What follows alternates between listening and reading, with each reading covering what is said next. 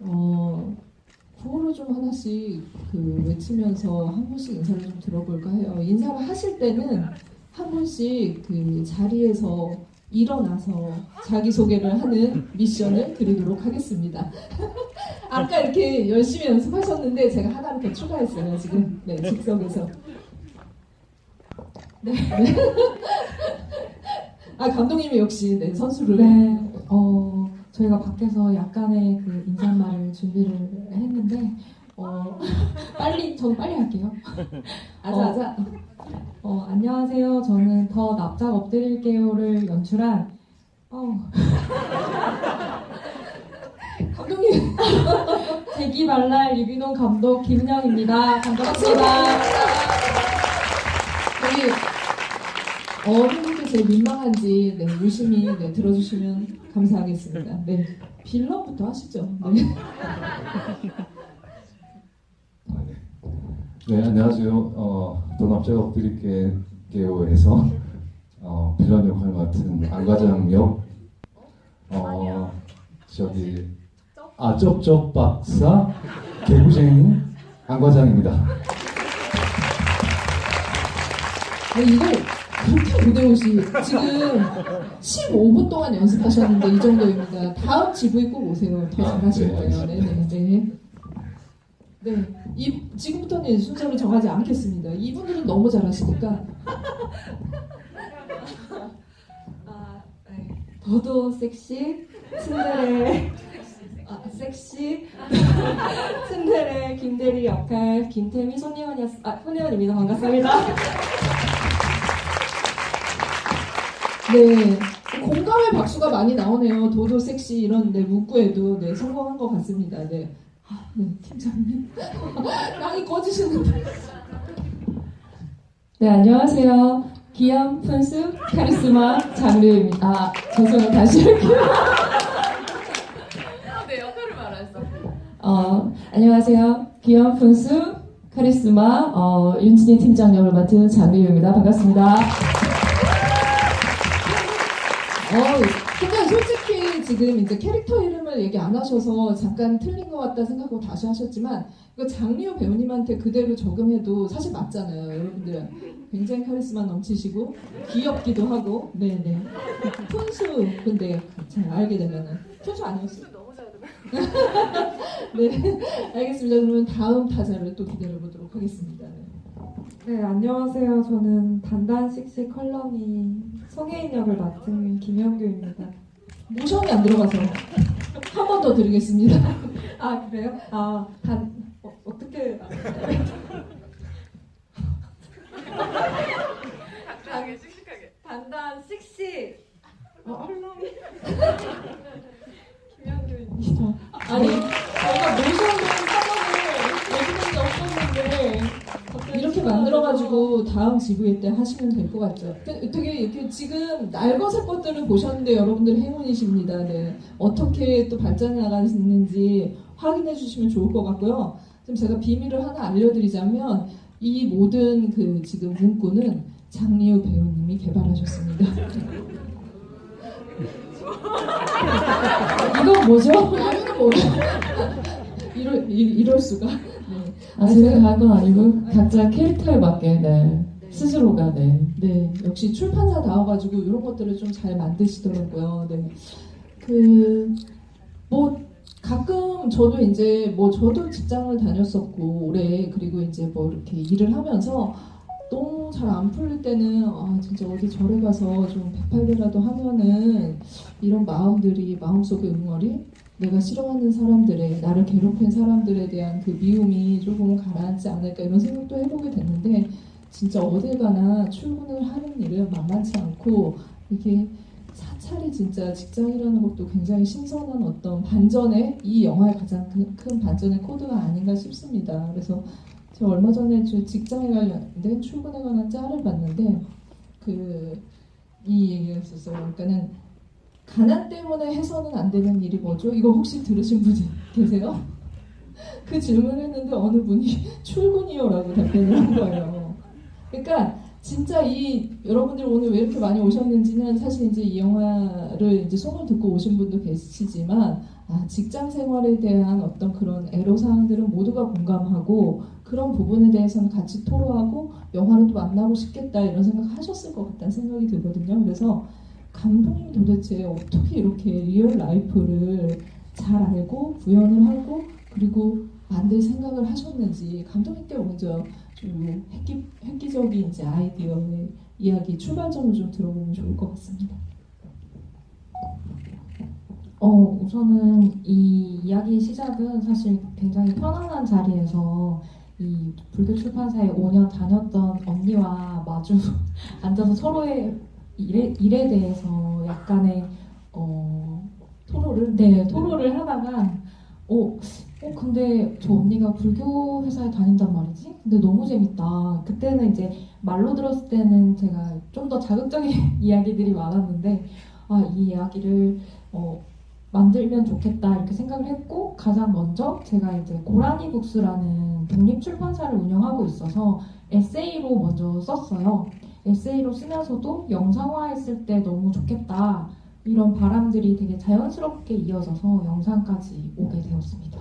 고라니 북스는 감독님께서 운영도 하시는 거 아니세요? 네, 저랑 PD님이랑 같이 운영하고 있어요. 그렇다면 사실 그런 직장인의 스트레스를 그렇게 왜냐면 대표님이시니까 느끼지 않으실 것 같은데 일을 받아서 하니까요.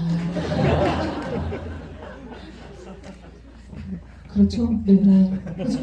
제가 지금 여기 한 자리 비어 있잖아요. 이거 먼저 설명드렸어야 됐는데, 네, 지금 감독님의 그 애잔한 눈빛을 보면서 여기 원래 누구 자리인지 아시죠? 네, 맞아요. 네, 또 이 영화의 또 다른 또 빌런 김금순 배우님 자리인데 오늘 촬영하셔가지고 막판에 못 오게 되셔서 너무 만나고 싶다고 안 그래도 언지를 주셨었어요. 다음에 다시 뵙는 걸로 하고 감독님은 어쨌든 그 출판사를 하시면서도 이런 모든 것들을 좀 평소에 느끼셨다. 네, 저도 네네. 이제 직장을 다녔던 경험도 있고, 그러니까 공감도 되게 많이 되고, 근데 또 이제 불교 절이라는 공간에서 이런 일이 생길 거라고는 생각도 안 해보잖아요, 평소에. 그렇죠, 네네. 그래서 너무 호기심이 일었고, 되게 재밌을 것 같다 이렇게 생각을 했습니다. 근데 되게 좀 약간 독하게 나갈 수도 있다라는 생각이 드는데 이런 에피소드들을 겪다 보면 사람이 피폐해지고 그런데 이 영화의 특징은 그게 좀 약간 한 장 한 장이 끝날 때마다 장으로 이루어져 있는데 좀 고요하게 사찰의 분위기를 거기에 이제 하나 탁 떨어뜨리는 느낌이었거든요. 그래서 저는 이 영화 보면서 좀 그 마스다미리의 만화책 여러분들도 많이 좋아하실 텐데 그런 느낌이 좀 있었어요. 그래서 감독님의 이제 그 영화 만드실 때 톤 앤 매너 그리고 이제 직장 생활을 이렇게 좀 해나가야겠다 이런 좀 의지도 반영이 됐을 것 같다는 생각 들거든요. 저는 그냥 이 영화를 만들 때 그냥 저의 평범한 하루에 대해서 굉장히 생각을 많이 했고 이런 평범한 하루가 모여서 한 달이 되고 또 1년이 되고 그런 시간들이 또 나를 이루고 있고 근데 이런 일상들을 누가 특별히 들여다봐주지 않으니까 내가 한번 이거를 특별하게 해서 만들어보면 좋겠다 이런 생각으로 했습니다. 네. 아마 근데 에세이를 영화로 만드는 거는 좀 쉽지는 않은 네, 과정이었을 것 같아요. 네, 에세이는 그 개인의 감상 위주로 서술이 된 글이다 보니까 저희가 영상화하면서 캐릭터도 다시 이제 빌런이나 그러니까 안 과장님 역할이나 이런 것들은 좀 더 입체적으로 만들었고 그 나머지 출판사 3인방들도 조금 더 부피감을 주려고 했습니다. 뭐 감독님이 생각하신 그런 이제 그 인물들 캐릭터들을 지금 이제 그 영화에 나온 배우님들이 정말 찰떡같이 연기를 해주셔서 그 리얼리티가 살아있고 에세이 인물들이 영화 속 인물들로 이렇게 변환되는데 무리가 없었을 거라는 생각이 드는데요. 일단은 사실 이제 그 가장 고초를 겪고 있는 해인 이게 좀 그런 것 같아요. 그러니까는 이게 그 객관적인 조건이 5년이 됐는데 아직도 막내라는 게 포인트인 것 같다는 생각이 들었거든요. 그러니까 보통 저도 이제 회사 다닐 때 얘기를 듣기로는 3주년 단위로 고비가 온다고 들었어요. 그러니까 3년을 넘기면 6년까지는 갈 수 있고 6년 넘기면은 9년까지 갈 수 있고 약간 그런 식으로 어떤 고비를 넘기는데 5년이 되게 애매해요. 사실 이 정도면은 좀 때려칠 법도 한 캐릭터였다라는 생각이 드는데 어떻게 좀 해석하시고 접근하셨는지. 그 5년차 막내라는 것 자체가 5년 동안 끈질기게 그 막내 생활을 버텨온 거기도 하잖아요.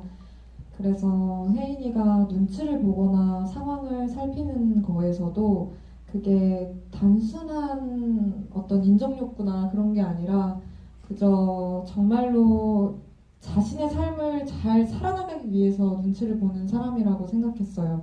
그래서 거기에서 혜인이의 어떤 단단함이 나오는 것 같았고, 저는 혜인이를 굉장히 주체적인 5년차 막내로 생각하면서 연기를 했습니다. 그 약간 이제 그 배우 생활 하시기 전에 이런 좀 압박을 받은 경험이랄까? 아니면 이제 좀 약간 접점이 생기는 그런 지점들이 혹시 배우님에게도 있으셨어요? 저는 연기를 하기 이전이라기보다는 연기를 하면서도 계속 뭐 아르바이트나 이런 거를 해왔기 때문에 그냥 그렇게 크고 작게 돈을 버는 상황에서는 좀 이렇게 엎드려야 되는 순간들이 있었던 것 같아요. 그래서 네, 그렇습니다. 아, 지금도 이제 계속되고 있는 어떤 상황이다. 네. 그러면 팀장님 얘기를 좀 들어볼게요. 사실 사람 제일 헷갈리게 하는 그런 캐릭터가 아닌가라는 생각이 들었거든요. 그냥 왜냐면 자기가 한 말을 번복하는 스타일이니까 지시에 따라서 이렇게 하라고 해서 원칙을 지키려고 했는데 나중에 원칙을 지키려고 하면 내가 팀장님이 그러셨잖아요. 네. 근데 저도 제가 그 팀장 역할을 하면서 이렇게 못돼 먹은 사람이라고 생각하진 않았던 것 같아요. 왜냐하면 5년차 막내지만 팀장 또한 20년차 계속 팀장이기 때문에 물론 막내도 5년 넘게 했겠지만 네. 그러면서 자기가 그러니까 오랫동안 한 곳에서 그 자리에 북박혀서 일을 하면서 자신이 살아남기 위한 어떤 균형을 맞추기 위한 그런 점에서 그렇게 한 게 아닐까라는 생각이 듭니다. 네. 그래도 진짜 이제 아슬아슬하게 어떻게 보면은 어느 순간에는 굉장히 이제 그 직원들한테 밉게도 보이면서 야속하게도 보이면서 어떤 때는 짠하고 약간 히어로 같은 그런 모습도 보이잖아요. 네. 그 두 가지 모습을 이렇게 스위치할 때 네. 이제 그 연기를 하시면서 좀 주의를 하셨을 것 같은데 어떤 좀 쾌감을 느끼셨는지 연기하시면서 이 캐릭터. 쾌감을 느꼈나?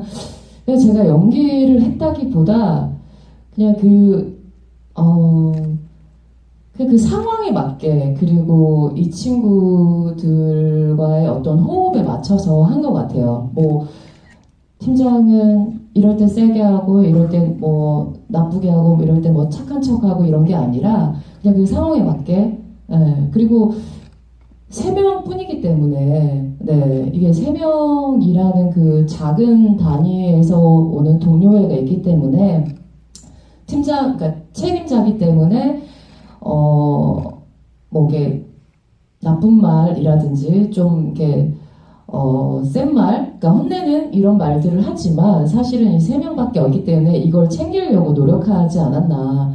사실은 이 친구가 나가면 또 누가 와야 될 것인데 그럼 내가 또 더 고달파지겠다. 그렇죠. 왜냐하면 사실 태미가 계속 있어주는 것도 너무 감사한 일인데 근데 둘이서 일을 할 수는 없으니 그래서 이 친구가 함께 하는 게 어쨌든 같은 동료로서의 그게 있기 때문에 그래서 혼낼 땐 혼내고 그리고 지켜줄 땐 지켜주는 그런 팀장이었던 것 같아요. 물론 저는 그렇게 생각을 하고 하진 않았던 것 같아요. 대본에 그렇게 되어 있으니까 대본대로 한 것 같은데 네네. 진짜 팀장님 같지 않으세요? 이 답변조차가? 네. 너무 완벽합니다, 팀장님. 그래서 꼰대가 되는 게 아닌가. 대리님 얘기도 좀 들어보죠. 손희연 배우님. 그러니까 제일 어떻게 보면은 이 3명밖에 없는 작은 조직에서 슬기로운 직장생활, 나름의 어떤, 그러니까 뭐 균형을 자기만의 밸런스를 잘 맞추고 있는 사람이라는 생각이 들었어요. 그게 또 어떻게 보면 이렇게 떨어져서 보면은 카메라로 감독님이 보실 때는 뭐지? 약간 다 시켜먹고 본인은 좀 이렇게 빠져나가는 게 아닌가 싶다가도 실은 이제 할 거 다 하고 퇴근 라이프도 즐기고 좀 어떻게 좀 그 인물을 해석을 하시고 어떤 점이 또 이렇게 강점이라고 생각하시는지.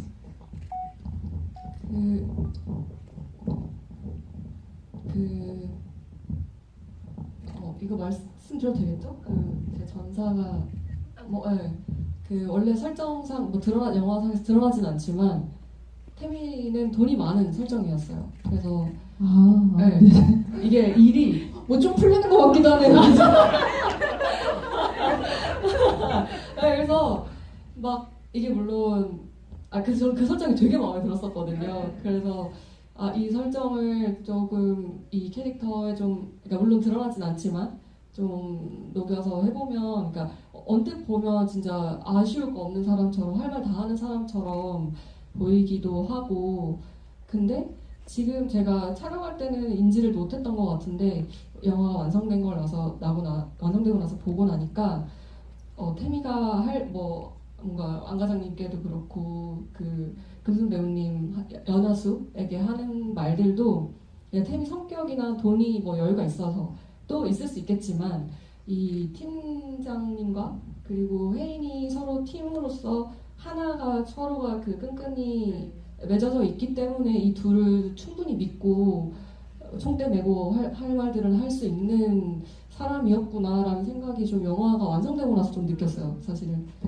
그랬고 그런 지점과 그리고 어쨌든 촬영할 때는 좀 나름의 츤데레인 면과 또 반대로 혜인을 좀 챙기는 면을 좀 적절히 선을 좀 잘 타야겠다 그런 생각을 했던 것 같아요. 네. 그러니까 영화의 그 납작이라는 말은 이 캐릭터들의 납작과는 좀 다르긴 하지만 그냥 이 영화 완성되고 나서 본 우리가 생각하기엔 이 캐릭터들이 진짜 납작함이 없어서 재밌었던 것 같아요. 지금 모든 분들이 약간 오해와 이해의 경계를 좀 타고 있는데 감독님께서 아마 이제 이렇게 입체적인 캐릭터를 만들 때는 실제 경험도 있었겠지만 이 3인방을 어떻게 구성하는지가 굉장히 좀 중요한 그런 핵심적인 상황이었잖아요. 어떤 구성을 좀 생각을 하셨어요? 제가 보기엔 이제 연차 차이도 있고 어떻게 보면은 조금의 간극으로 세대 차이도 조금씩 있는 것 같다는 생각이 들었거든요. 그래서 그 구성을 좀 어떻게 하셨는지.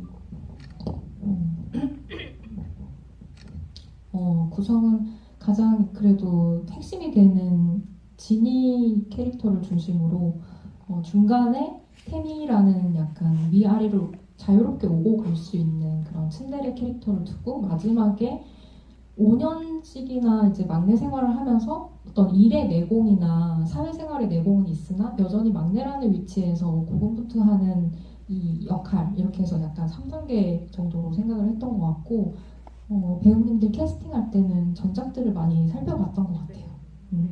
그러니까 특별히 그런 꽂히신 전작들의 그런 모습들이 있으시면 얘기해 주셔도 좋아요. 네. 저번에 많이 얘기하고 다니긴 했는데 동네방네 떠들고 다니시죠? 태미 역할의 예원 배우님은 제가 그날 밤이라는 단편 영화에서 처음 뵀었고 거기서도 인상 깊게 남았었는데 그 단편 영화 눈물에서 그 아주 오래된 커플인데 서로 굉장히 치열하게 싸우는 장면이 있어요. 근데 그 예원 배우님이 너무나 잘 싸우시더라고요. 그래서 우리 영화에서도 너무 잘 싸워줄 것 같아 이렇게 생각을 했던 것 같고 저희 팀장님도 그 회사원 역할을 하신 게 있는지 제가 좀 찾아봤었는데 그 굉장히 짧게 나온 역이었는데 거기도 약간의 팀장님이었어요. 근데 대사가 한두 마디였는데 굉장히 목소리가 우아하고 거기에다가 힘이 있고 그리고 좌중을 휘어잡는 그런 카리스마가 느껴지더라고요. 그래서 이분이다. 회사원 이제 역할 중심으로 네. 배우님이 있으시잖아요. 회사원 또 그죠? 네네. 그리고 회사원 많이 했어요. 네. 일을 영화 안에서 일을 많이 하셨어요. 그리고 그 혜인 배우 역을 해주신 연교 배우님은 제가 이전에는 전혀 사실은 알지 못했고 이번에 처음 알게 됐었어요. 그래서 알게 된 이후로 이제 영화를 찾아보고 뵙고 하면서 계속 확신이 들었던 것 같아요. 그리고 최근에 최근이 아니고 처음에 뵀을 때 그 너무 혜인이랑 싱크로율이 높았어요. 그런데다가 이제 맛집 알바를 하고 계셔가지고 굉장히 찌들어 계시더라고요.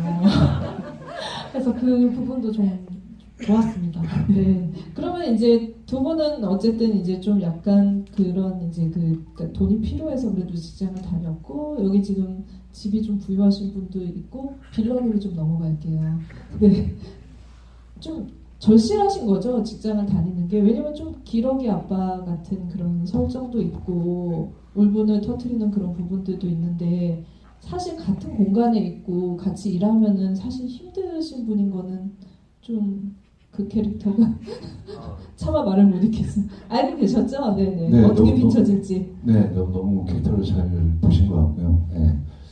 일단 되게 불쌍한 남자인 것 같아요. 제가 생각했을 때는. 일단 인정에 호소하시네요. 네. 알겠습니다. 들어볼게요. 일단 물론 이제 약간 그 기능적으로는 빌런의 역할이긴 하지만 어쩌면 또 한편으로 봤을 때는 저희 어떤 이 직장 생활에 어쩌면 꼭 존재해야만 하는 또 그런 위치인 것 같고 그런 인물인 것 같다는 생각을 했었고요.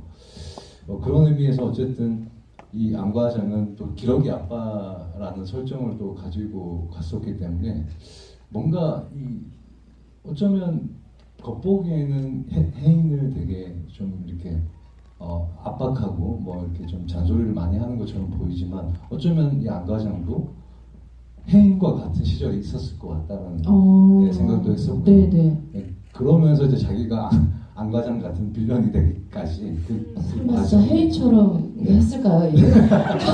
그죠. 그냥 그렇게까지는 안 했을 것 같은데. 그냥 약간 뭐 혜인 같은 시절에는 신입사원 시절에는 좀 어리버리하지 않았을까 안 과장도 이제 어떤 여러 가지 어떤 안 과장 같은 사람들을 이렇게 만나면서 부딪히면서 이렇게 해야 내가 그 과장의 위치까지 갈 수 있는 어떤 그런 게 될 수도 있겠구나. 끈질긴 생명력. 네. 그래서 어쩌면 혜인을 바라볼 때 안 과장은 혜인을 자신을 보는 것 같이 아마 대하지 않았을까. 그래서 좀 강하게 좀 이렇게 네. 좀 이렇게 하고 아니 혜인이 그걸 느꼈을까요? 보통 왜 꼰대들이 이런 말 하잖아요. 혜인이 열심히 해서 제자리에 올 수 있어도 안 과장님 자리를 못 그릴 것 같은데. 네네. 보통 이제 꼰대들이 이제 보통 이제 이렇게 누군가한테 조언을 할 때 다 널 위해서 하는 말이야 이런 이제 수식어를 붙이잖아요. 그래서 그런 의미에서 아마 되게 좀 불쌍한 사람인 것 같습니다. 네.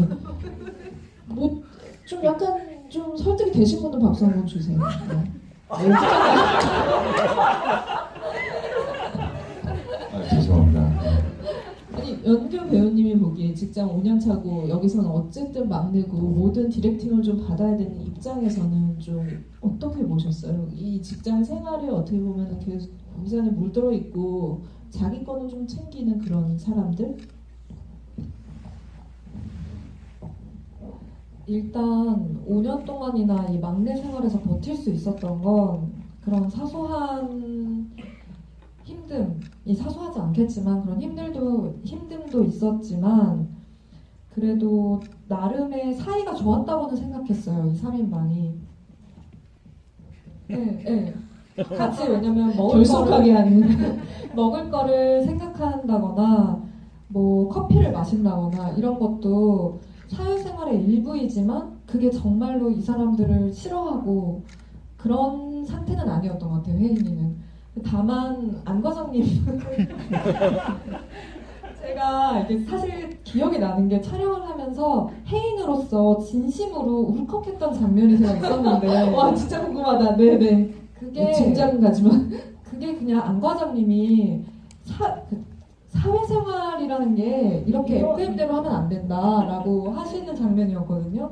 근데 그때 이게 호준 선배가 그렇다는 게 아니고 안 과장님한테 너무 야속한 거예요. 혜인으로서 정말 열심히 했는데 이 사람은 우리가 편한 줄로만 알고 그냥 FM대로 그렇게 하는 게 아니야 라고 하는 게 굉장히 야속하게 느껴졌던 순간이었고 어쨌든 사실은 팀이 달랐잖아요. 그래서 팀이죠. 네네. 이 혜인이가 만들어 놓은 결과물에 정말 안과장에 대해서 하는 말이어가지고 아니, 이모주는 너무 좋으신 분이죠. 네. 진짜 개인적으로 너무 따뜻하고 배려심 있고 연기도 잘하시고.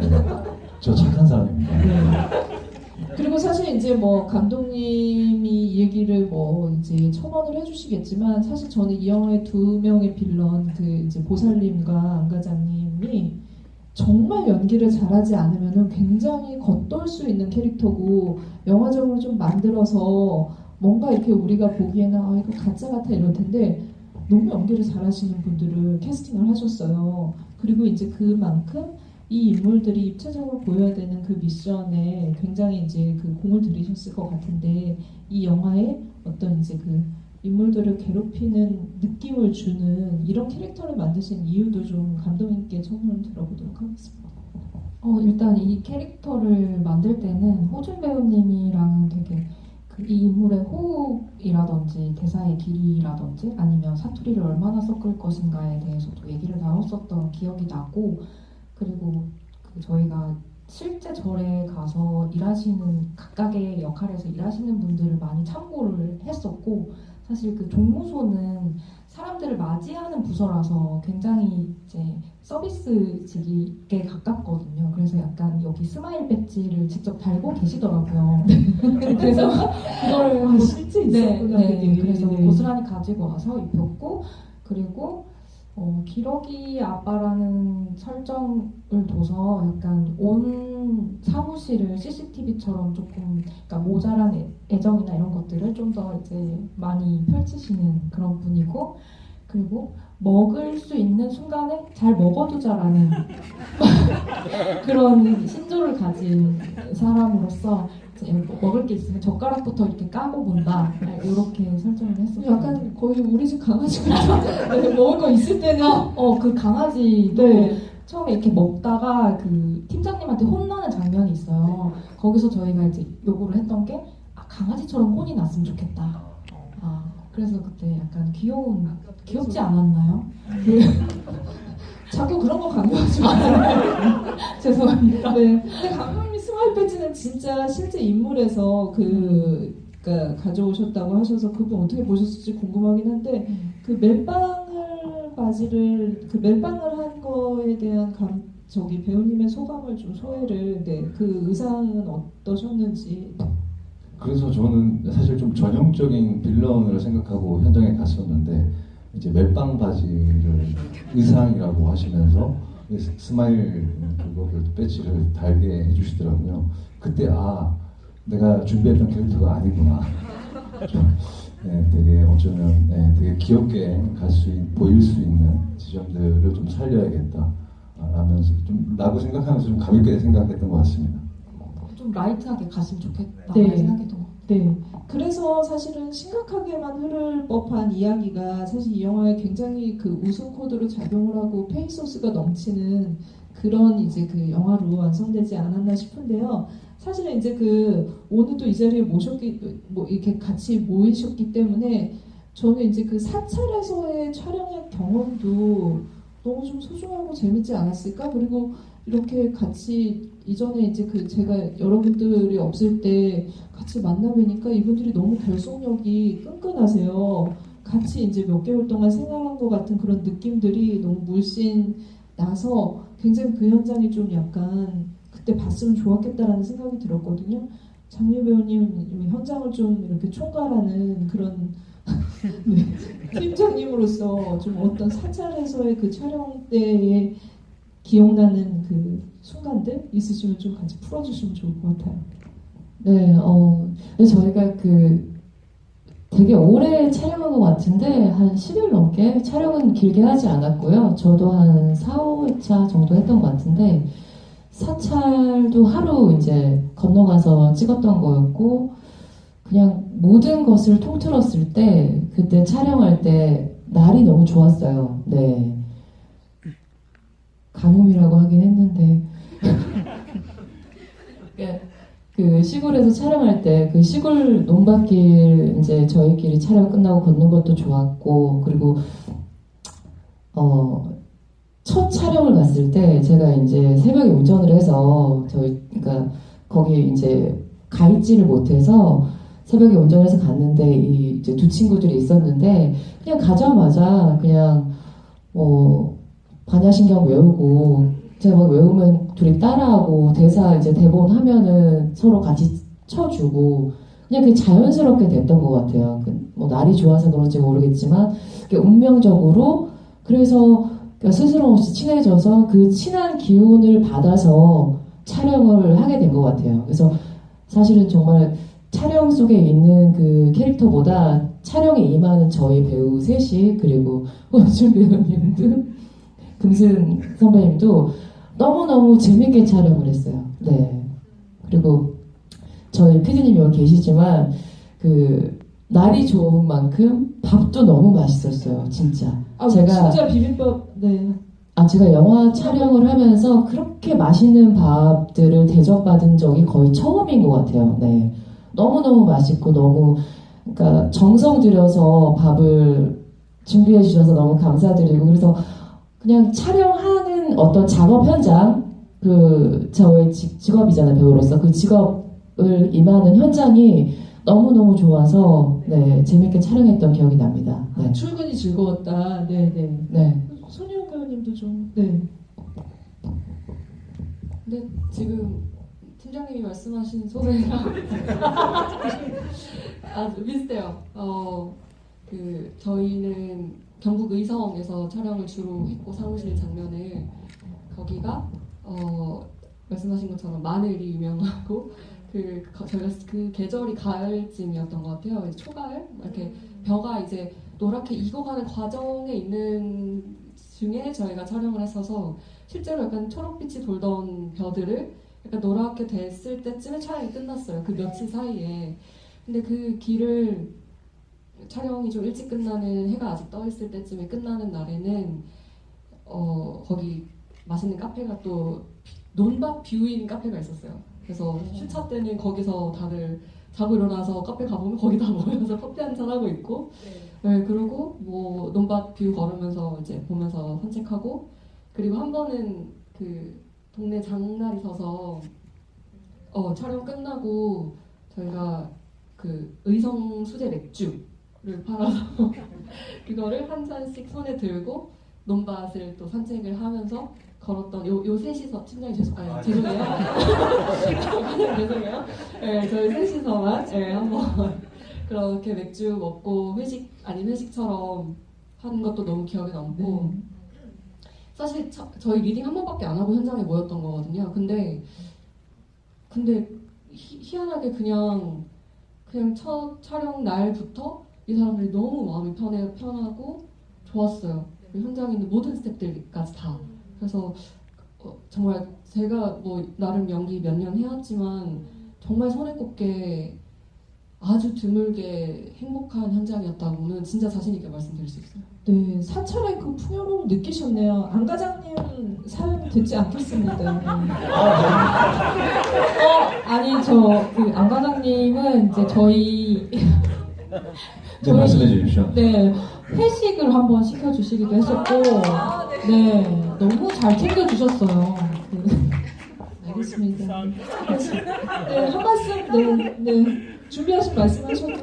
네. 아니, 뭐 이제 워낙 이제 감독님이 피디님하고 이렇게 술을 별로 잘 이렇게 안 드시는 편이라서 아무래도 스태프분들이 술을 한 잔 먹고 싶어 할 것 같다는 생각이 들어서 약간 안과장 같은 마음으로 이렇게 제가 뭐 작지만 좀 쌌습니다.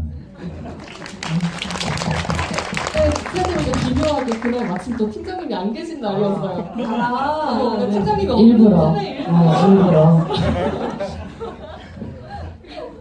변하지 않았나. 아니 진짜 너무 분위기도 좋고 사실은 이미 이제 팀플레이가 완벽하게 만들어져 있고 이 영화의 구성 자체도 여러분들이 보시기엔 지금 5장까지 있잖아요. 계속 이어질 수 있을 것 같지 않아요? 근데 이게 사실은 그런 외적 조건뿐만이 아니라 저는 이 영화 보면서 이 감독님이 가지고 있는 진짜 이렇게 불쑥불쑥 튀어나오는 주체하지 못하는 어떤 그 유니크함 때문에 이 영화의 다음 걸도 기다리고 또 이제 그 다른 영화를 만드셔도 기꺼이 볼 용의가 있는데 사실 달마의 등장이나 그 세금들이 막 미쳐 날뛰는 그런 장면들을 도대체 평소에 무슨 생각을 하시면 그런 장면을 이렇게 장편 영화에 마구지 집어넣으실 수 있는지 그 용기를 좀 한번 여쭤볼게요. 네. 용기요? 용기 필요 없나요? 특별히 용기를 내야 되는 것 같지는 않고 좀 그냥 일상에서 뭐 상상이나 이런 거 많이 하고 배우님들한테도 많이 얻기도 하고 네 그렇습니다. 그 전에 얘기를 잠깐 하자면 저희가 이제 많은 시간을 만나고 작업을 한 게 아니어서 바로 이 작업에 배우님들이 들어갈 수 있도록 리딩을 요 서울 모초의 절에서 했었어요. 네, 그 절 공양간에 모여가지고 그 스님 분께서 만들어주신 그 간식을 먹으면서 리딩을 비온 날 리딩을 했던 기억이 나고 그날 이제 모여서 전통책 꿰기 이런 방법이라든지 그리고 이 예불하는 방법이라든지 다 이제 스님한테 하사받고 연습하고 그리고 바로 분위기를 느끼고 했던 것 같습니다. 이 영화가 굉장히 한국 조계종의 빛을 많이 진 네, 그런 영화이군요. 여러분들께 좀 마이크를 드리고 질문을 좀 받아보면 좋을 것 같은데요. 오늘 그 질문을 해주신 분들께는 또 이제 배우분들과 감독님께서 사인을 하셨어요, 포스터에. 그래서 그 오리지널 포스터를 드릴 텐데 비가 오잖아요. 그래서 지금 손에 들려보내지 않고 주소를 주시면 집까지 보내드리는 택배 서비스도 마련되어 있습니다. 그러니까 포스터 갖고 가기 싫어서 질문하지 질문 안 하시지 마시고 부담 내려놓으시고 그러면은 지금부터 손을 들어주세요. 빨리 드셨네요. 장유 배우님, 안 과장님부터. 너무 공격을 많이 당하셨으니까 한 분 질문을 초이스할 기회를 드리도록 하겠습니다. 제가 여섯 명. 네. 또 저희를 또 찍어주시는 저기 제일 끝에 저 끝에서 두 번째 줄 분. 네.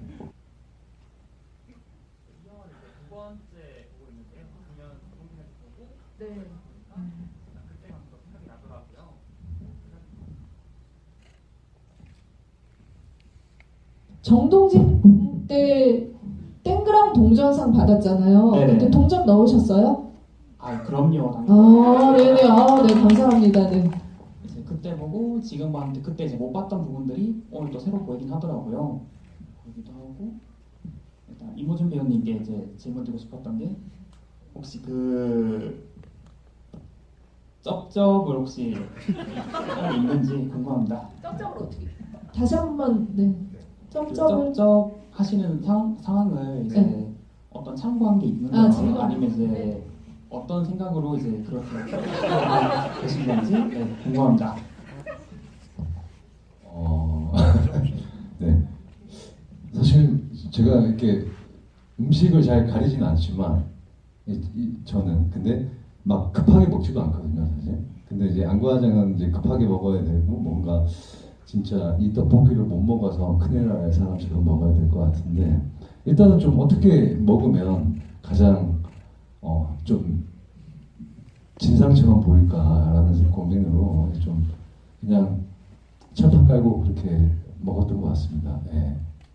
너무 잘 먹어주셔가지고 네. 그때 그 떡볶이를 막 한 큐에 막 3-4개씩 이렇게 집어서 막 넣으셨던 거 기억나고 제가 그 장면 편집을 굉장히 오래 했었는데 싫으셨겠다. 네. 아니요 항상 그 장면 편집하고 나서 떡볶이를 먹었습니다.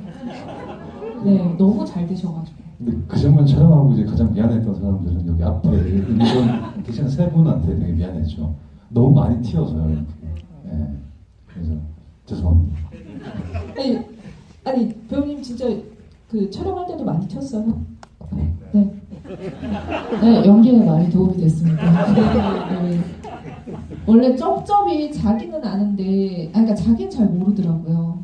그쵸? 네. 우리도 한번 점검해 보도록 하고 다음 질문으로 넘어가겠습니다.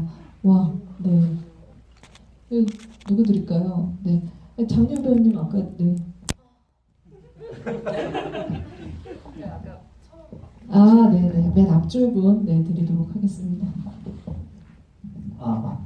네, 일단 영화를 보면서 느꼈던 게 요즘 자극적이고 막 그런 영화들 많지만 마치 이제 사찰 음식처럼 건강한 음식을 먹는 그런 느낌을 많이 받았거든요. 저번에 언론 배우 시대 거의 두 번째 보는 건데 아직 초반이라 그러지 아직까지는 건강한 맛이 납니다. 질리지 않고. 그리고 영화를 보면서 이제 느꼈던 부분이 뭐였냐면 처음에 이제 달마가 나오는 장면이 있고 이제 상에서 이제 선택을 할 때 원하지 않는 선택이었잖아요. 어쨌든. 근데 살다 보면 원하지 않는 선택이든 내가 하고 싶지 않은 선택이든 어쨌든 무언가 선택을 해야 되는 순간이 있고 그거에 따른 결과가 따라오는데 이제 내가 생각했을 때 그 당시에는 안 좋은 거였다고 생각했지만 어떻게 또 이제 보면은 결과적으로는 그걸로 인해서 좋은 결과가 나타나서 오히려 전화위복이 된 케이스잖아요. 영화 장면에서 보면은 이제 각 배우님들이나 감독님들께 혹시 이제 그동안 살면서 아니면 뭐 생활하시면서 그런 경우가 있으신지 사례가 실제 그런 거 한 분씩 들어보고 싶습니다. 전화위복의 사례인가요? 아니면 원하지 않는데 선택을 한? 네, 네. 그러니까 뭐 원하지 않는 선택을 했는데 선택을 전화위복이 됐다. 네. 네. 이거 좀 생각이 필요한데, 그냥 이 생각하실 시간을 드릴게요. 저는 근데 그 영화 안에서 말씀을 드리자면, 이 영화 안에서의 전복의 그 상황들을 사실은 조금 더 많이 이용을 했었거든요. 처음에 그 첫 장에서도 이 혜인이가 너무 바쁜데 노보살님이 좀 찾아달라 그러잖아요. 근데 너무 빨리 가고 싶은데 그걸 찾아주고 나서 힘들게 그 장을 마치고 마지막에 그 노보살님이 주신 사탕을 먹으면서 하루의 그 피로를 푼단 말이에요. 그런 것처럼 약간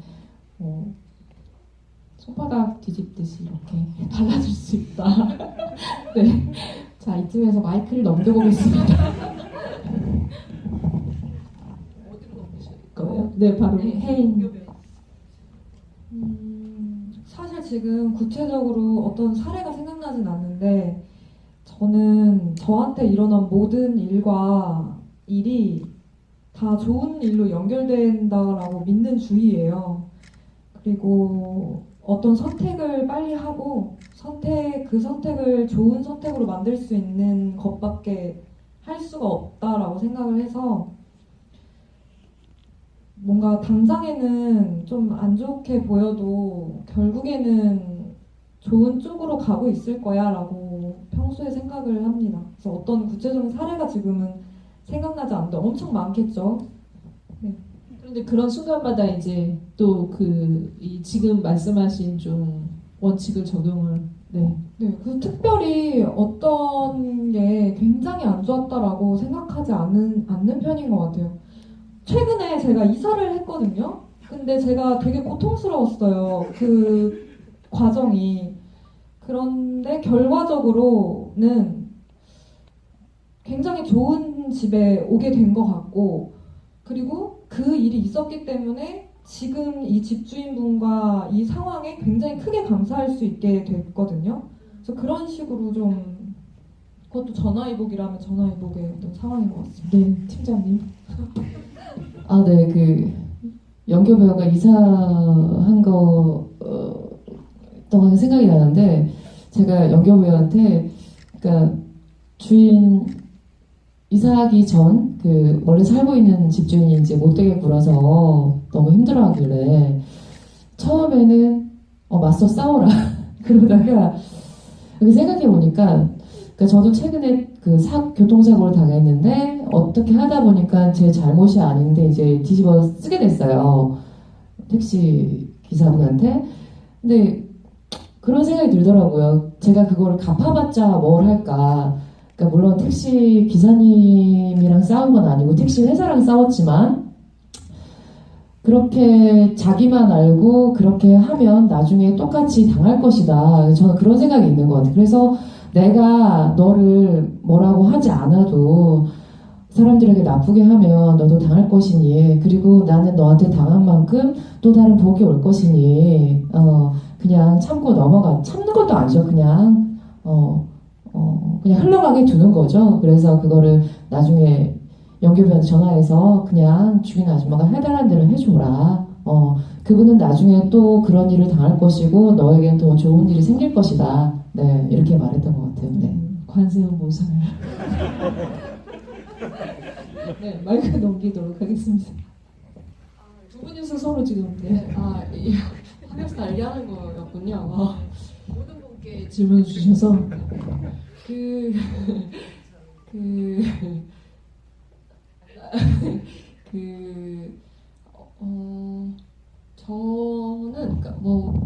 저는 지금 요즘 일을 작년부터 일을 하고 있어요. 연기로 하는 것만으로는 수입이 충분하지 않기 때문에 저도 그냥 계속 아르바이트, 단기 아르바이트 이런 거 하다가 자격증이 있으니까 자격증을 살리자 해서 다시 이제 필라테스 일을 하고 있거든요. 근데 제가 이 일을 정말 하기 싫었어요. 왜냐면 예전에 자격증 처음 따고 일을 했을 때도 전 도저히 이게 병행이 안 되는 거예요. 연기랑 이거랑. 왜냐면 어떤 강사님들은 이걸 본업으로 완전히 올인해서 제대로 일을 하시는데 나는 이거를 파트타임 개념으로 일을 하자니까 여기에도 민폐인 것 같고 연기도 제대로 못하는 것 같고 이런 생각 때문에 엄청 스트레스 받아서 결국에는 그냥 돈 들여서 따놓은 자격증을 썩히고 있었거든요. 근데 작년쯤에 일이 진짜 없을 것 같다. 내년에도 그렇고 일이 진짜 없을 것 같아. 그래서 그냥 돈을 벌어야겠다. 열심히 좀 생활을 해봐야겠다 싶어서 사기 싫었는데 그냥 일단 시작을 했어요. 일을. 그랬는데 좀 되게 정말 운이 좋게도 되게 좋은 대표님을 만나서 제가 지금 여기 이렇게 오늘 일 빼고 온 거거든요. 근데 일 빼는 것도 다 이제 이해해 주시고 꿈을 네가 갖고 있는 걸 가지고 하는 거 되게 중요한 거고 좋은 거다. 나 너 응원한다. 대신에 나왔을 때 열심히만 해줘라. 이렇게 해주셔서 되게 좀 운이 좋게 좋은 분을 만나서 좀 병행을 하고 있어요. 지금 일을. 그래서 하기 싫은 일이었고 억지로 한 선택이었고 진짜 그냥 가난 때문에 하지 않아야 할 일 출근을 하게 되었지만 근데 이게 저에게는 새로운 인연도 맺어졌고 좋은 그 후로 우리 영화제 다니고 개봉도 하게 되고 이러니까 괜찮은데? 그래서 이렇게 살만한데? 라는 생각을 하는 요즘이거든요. 그래서 나쁘지 않은 선택이었던 것 같다라는 생각하고 있어요. 네, 대표님께 작은 박수를 필라테스 하고 가까이 계시는 분들은 다니셔도 등록하셔도 괜찮을 것 같네요. 저 짧게 하겠습니다. 그냥 저도 비슷한 건데 20대 때 잠깐 이제 연기 생활을 그만두려고 했었던 적이 있었는데 이제 어쨌든 그냥 뭐라 해야 될까, 이게 그냥 제 운명처럼 그냥 제 팔자인 것처럼 다시 연기를 해야 될 수밖에 없는 상황이 있었어요. 근데 정말 하기 싫었거든요. 왜냐하면 그때는 정말 안 하려고 마음을 먹었었던 시기였기 때문에. 근데 그때 안 했었으면 어쩌면 지금 여기 관객분들과 만날 일이 없지 않았을까에 대한 생각을 하면 아찔합니다. 그래서 너무 감사합니다. 네. 네, 저도 갑자기 생각이 나는데 그러실 줄 알았어요. 네. 감사합니다. 저는 이제 외주받은 일, 책을 디자인할 때 있었던 일인데 이제 책을 다 만들고 홍보 문구를 하려고 책의 마지막 문단을 컨트롤 C, 컨트롤 V를 했다가 그런 거예요. 제가 그러고 나서 인쇄가 됐어요. 그러고 나서 작가님한테 전화가 왔죠. 도대체 무슨 짓이냐. 그렇게 더 납작 엎드렸습니다. 그때. 그러고 나서 막 울고, 이 영화에서도 보면 나오는데 책은 한 번 인쇄하면 영원히 남는다라는 책임감과 부담감이 있기 때문에 그 한 문단이 사라진 거에 대한 충격과 어떤 어마어마하더라고요. 그래서 그때는 막 다시 인쇄를 해내라, 여기 연화수 보살처럼 그랬던 기억이 나거든요. 근데 이제 점점 지나고 보니까 그 문단이 없어서 너무 문장이 깔끔한 거예요. 근데 작가님도 다른데 여쭤보고 이렇게 하다 보니까 너무 깔끔하고 좋은데? 이 소리를 들으신 거예요. 그래가지고 아주 깔끔하게 끝이 났습니다. 박수 한번 부탁드리겠습니다. 저도 책을 만든 사람이어가지고 이게 제일 공포스러운 상황이거든요. 근데 그럴 때 진짜 어떤 스탠스를 취할지 이게 금전적인 손해도 있을 뿐더러 이렇게 그 파장이 어디까지 미칠지 모르는데 그 손해가 어떻게 보면은 지금 이 영화에 그 영화를 만드는데 좋은 피아표가 되었다라는 생각이 들어서 그 감독님의 어떤 지금 경험치도 있지만 이걸 어떤 식으로 태도로 보여주고 직장이든 어떤 조직에서 생활할지를 이 영화가 마지막에 또 많은 생각을 한 질문, 그러니까 그리고 작은 하나의 대답 같은 것들을 준 것 같다라는 생각이 듭니다. 그래서 여러분들도 오늘 많이 공감하셨을 것 같고 이 영화가 많은 영화제에서 화제가 되었어요. 그런데 그 아까 이제 정동진에서 보시고 오신 분도 계시지만 그 관객상이죠. 정동진에서는 관객상을 동전으로 받거든요. 근데 그 동전을 모아서 무려 82만 770원을 벌어들인 작품이에요. 네, 그 엄청난 금액이잖아요. 우리가 낸 그냥 주머니 동전 몇 개만 던져가지고 최다 거의 이제 그 금액을 모은 걸로 알고 있는데 그만큼 많은 분들이 이 영화를 좋아해 주는 데는 이유가 있을 것 같아요. 원초적인 어떤 끌림이 있다는 생각이 드는데 마지막으로 그 돈을 어떻게 쓰셨는지 감독님이 좀 얘기해 주시고 네. 사실 이 영화가 이제 개봉도 하기 전인데 앞으로 바람이 있을 거예요. 이렇게 사랑해 주시는 거에 대한 어떤 또 이렇게 감독님과 배우분들의 바람을 좀 얹어보면서 이야기를 맞춰보면 좋을 것 같습니다. 네. 네. 두 양동이었는데요. 엄청 무거웠고 저희는 조금 신이 많이 나서 은행에 바로 달려갔습니다. 저희 이 동전을 바꿔주세요 했더니 안 됩니다. 집에 가서 다 그거 분리해 오세요. 네. 그래서 반나절 정도는 이렇게 동전을 분류를 해서 가지고 갔던 기억이 나고 어떻게 썼는지는 돈이 막 새는 것 같아요. 네네네. 비밀에 붙이도록 하겠습니다. 네. 그리고 이 영화가 사실 저는 가장 조금 관객들한테 가깝고 쉽고 다정하게 다가갔으면 좋겠다라는 마음으로 만들었어요. 그렇고 이 영화를 보고 이제 납작 엎드렸던 마음을 좀 같이 일으킬 수 있었으면 좋겠다 이렇게 생각을 했습니다. 네. 감독님께 큰 박수 부탁드립니다.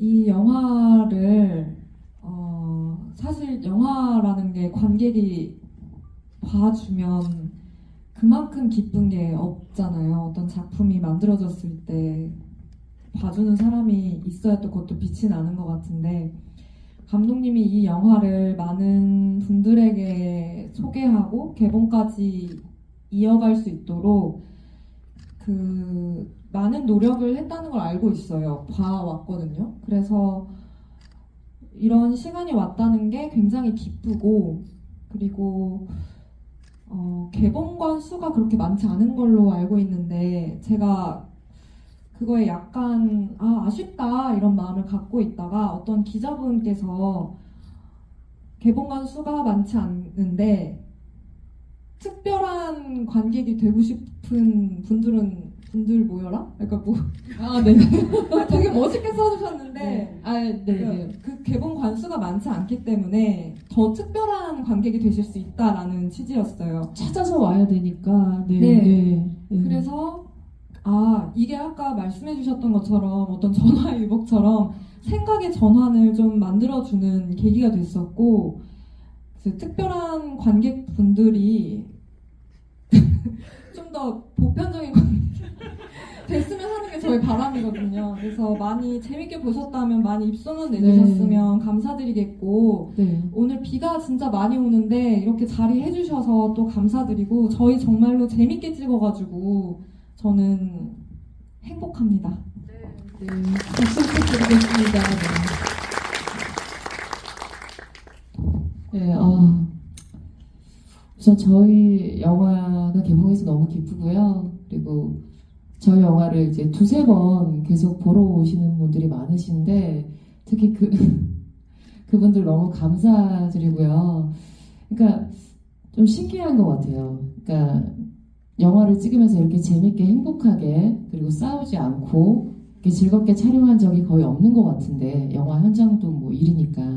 근데 이렇게 그 짧은 시간 안에 정말 행복하고 재밌게 찍었는데 그것이 우리 영화 속에 담겨져 있는 것 같아요. 그래서 여러 관객분들이 보러 오시고 또 보러 오시고 하는 게 아닐까. 그래서 오늘 처음 보신 분들은 또 기회가 되신다면 한 번 더 오시면 더 좋을 것 같고요. 그리고 저희 영화 다른 분들한테 또 재밌다고 많이 얘기해 주시면 감사할 것 같습니다. 그리고 마지막으로 저희가 셋이 모이면, 아니 감독님 포함해서 말이 참 많은데 그 말들 속에 서로 이렇게 자화자찬을 하거든요. 이게 되게 신기하게 남들이 칭찬 안 해줘도 저희 넷이서 너 오늘 너무 이쁘다, 너 되게 잘한다 이렇게 자화자찬을 하니까, 그러니까 서로 칭찬을 하니까 진짜 그런 것 같고 기분이 좋아지더라고요. 그래서 저희 영화 보시고 주위에 있는 분들한테 그냥 너 오늘 이쁘다 이런 또 칭찬을 할 수 있는 그런 기회도 가지셨으면 좋겠습니다. 네, 감사합니다. 박수 부탁드립니다.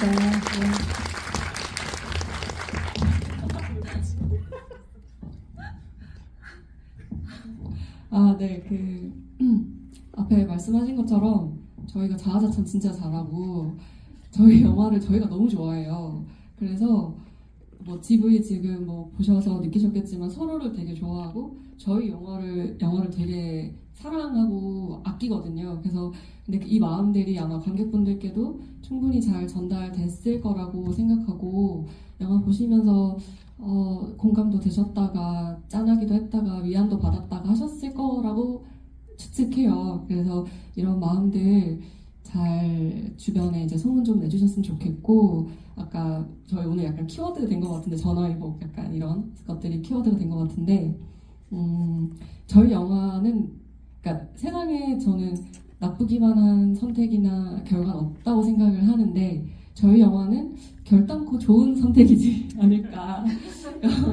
이렇게 약간 이렇게 하면서 그래서 주변에 소문 많이 내주시고 상영관이 많진 않겠지만 특별한 관객이 되어주셔서 너무 감사하고 한 번 더 봐주시면 더 감사하겠습니다. 오늘 비 오는데 와주셔서 너무 감사합니다. 박수 부탁드리겠습니다. 네. 그 특별한 관객분이라는 얘기를 딱 들으니까 정말 저도 새삼 다르게 또 생각할 수 있는 지점들이 생기는데요. 저도 20살 때부터 독립영화를 시작해서 지금까지 계속 쭉 해오고 있는데 정말 독립영화를 보러 오시는 시간을 내서 이렇게 극장들이 많지 않음에도 불구하고 이렇게 찾아보시고 늘 N차 관람을 해주시는 그런 분들이 정말 특별한 관객분들인 것 같고요. 그런 특별한 관객분들이 보는 영화에 출연하는 배우로서 항상 더 납작 엎드리는 마음으로 그렇게 계속 정진하겠습니다. 감사합니다. 아니, 특별한 관객분들이 임모준 배우님이 정말 너무 많은 작품이 요구하는 배우여서 사실 그 작품만 찾아다녀도 너무 바쁘세요. 특별한 관객들을 바쁘게 하는 배우라는 생각이 들고 지금 이렇게 모인 감독님과 배우분의 여러 필모뿐만이 아니라 이번 작품도 많이 사랑해 주시면 좋을 것 같고 많이 소문내 주세요. 그 직장인 단체 관람 뭐 이런 거 하면은 되게 자기 캐릭터 막 난 것 같아, 우리 팀장인 것 같아 이런 생각 들게 하는 영화여서 현타 오는 영화로 많이 입소문 나면 좋을 것 같다는 생각 듭니다. 오늘 아까 비 오신다 그래서 저도 저녁에 비님이 오시는데 여러분들 부디 무탈하게 집에 잘 돌아가시기를. 저 한 가지 까먹었어요? 네. 소개드리고 싶은 사람이 있었는데 제가 소개를 못 드려가지고 저희 영화에 그 카페 아르바이트생으로 나와주신 배우님이 오셨는데 제가 그때도 급하게 부탁을 드렸는데 흔쾌히 내려와 주셨거든요. 의상까지. 근데 한 번만 인사를. 네네네네. 박수 한번 부탁드리겠습니다. 이재명 배우님입니다. 감사합니다. 오늘 저기 다 베이스 톤으로 맞춰 입고 오셨고요. 저기 네 모자 네네 요것도 기억해 주시면서 그럼 저희 오늘 토크 마치도록 하겠습니다. 감사합니다.